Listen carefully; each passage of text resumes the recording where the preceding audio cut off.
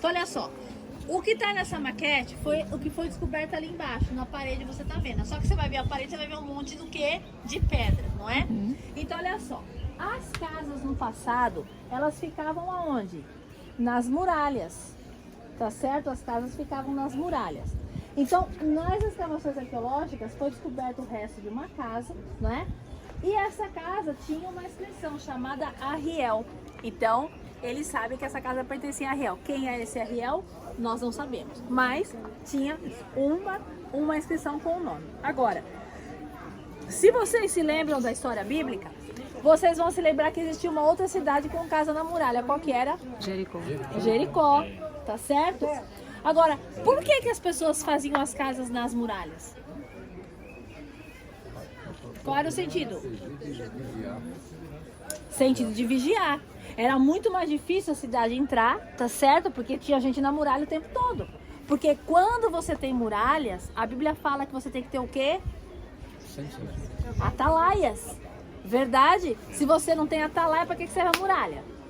Ué, tá lá, mas ninguém tá vigiando o muro, não serve de nada, tá certo? Hoje tem câmera, né, Brasil? Tem, como chama aquela outra coisa lá? Gente, cerca elétrica, né? Arame farpado, mas naquela época não tinha. Então, tinha que ter pessoas para poder o quê? Vigiar, né? Tanto que Josué desceu como... Josué não, desculpa, Caleb, Coiso, Raabe, lembram? Desceu ele por uma cesta, para eles não poderem ser vistos, tá certo? Era todo um plano estratégico entrar nas muralhas. Então, era assim. Agora, outra história bíblica que vocês vão lembrar da muralha é que quando nós estamos falando da cidade de Davi, quando nós estamos falando do primeiro templo, nós estamos falando de dois inimigos muito fortes. Quem eram? Filisteus. Inimigo de quem? De Israel. Quem era? Os filisteus. Brasil, nós estamos falando de dois inimigos que depois, na realidade, Moabitas. eles acabaram conquistando Jerusalém.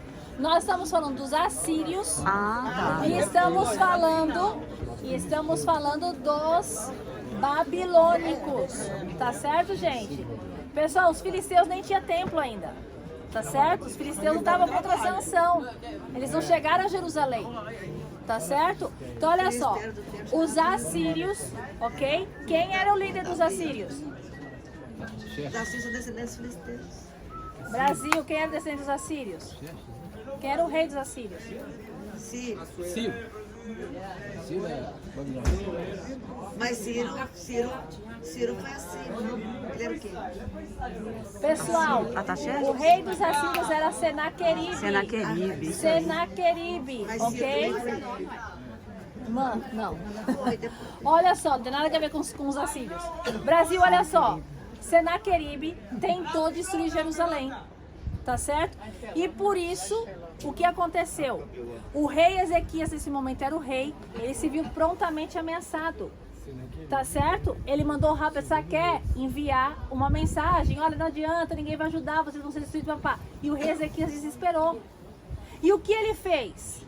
Ele fez a muralha para proteger a cidade. E ele fez o quê? O túnel que vocês vão andar. Para que esse túnel? Para que a água pudesse passar dentro e o povo não precisasse sair para pegar água, não ficasse exposto. Mas ele tinha um primo muito importante. Quem era o primo de Ezequias? Malaquias. Quase. Gente, vamos para a escola bíblica. Isaías! Olha só, ele chamou o primo. Quem tem um primo desse, não precisa de mais nada na vida, não é? E o que Isaías fez? Ele subiu as muralhas, ele subiu nos muros. E ele orou a Deus, pedindo a Deus que livrasse Jerusalém da conquista assíria. E o outro dia diz o texto bíblico que 85 mil assírios morreram e eles partiram em retirada e Jerusalém se salvou. Assim que ela não caiu sobre o comando dos assírios. Foi um grande livramento que teve Jerusalém. Porém, anos mais tarde, não ia ter a mesma sorte. Por quê? Nabucodonosor sim conquistou a cidade e sim destruiu e pôs fogo no templo, levando os judeus para o exílio de onde? Na Babilônia, tá certo? Onde eles ficaram lá 70 anos na Babilônia. E aí lá eles escreviam salmos, não é? Ó Sião, como eu poder estar longe de ti. Salmo 137. Davi escreveu que eu esqueça da minha destra se eu me esquecer de ti, ó Jerusalém, que eu prefiro a ti a maior das minhas alegrias. Isso era Jerusalém povo de Deus e continua sendo até hoje.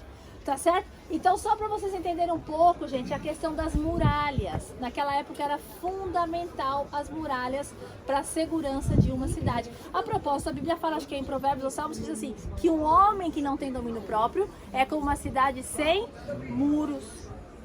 Para vocês terem uma ideia do que significa isso. O muro significava proteção. Brasil, perguntas?